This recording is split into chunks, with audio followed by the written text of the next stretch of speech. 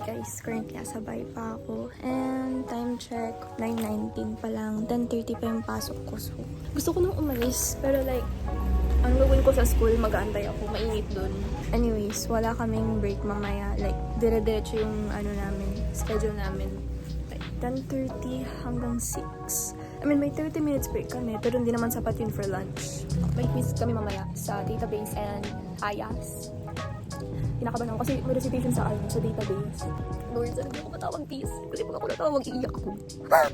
Third year, pero naka-type A pa rin. Kasi wala pa yung corpo namin. And corpo namin is sa July 30 to August 1 pa yung schedule ng department namin. Like, ayun guys. So, see you in a bit pag asa school na ako.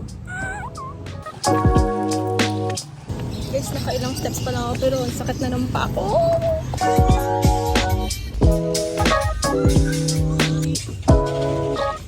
Hi guys.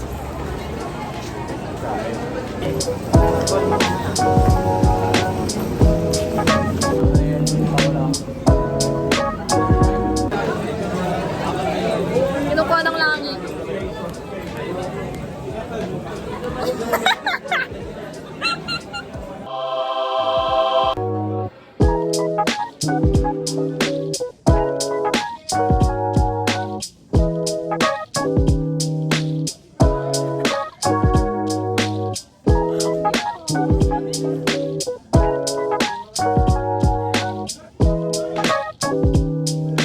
Dismissal.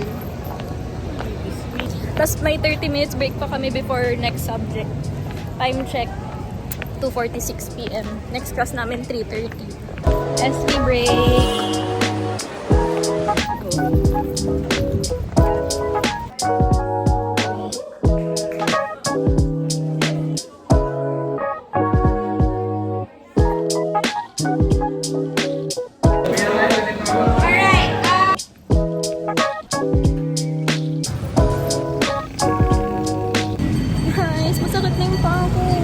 Sugat na to.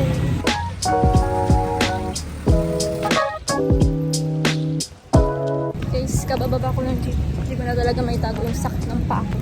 Guys, malapit na ako sa bahay. Hindi ko na kaya yung sakit ng paa ko para akong pilay na naglalakad. Anyways, bye!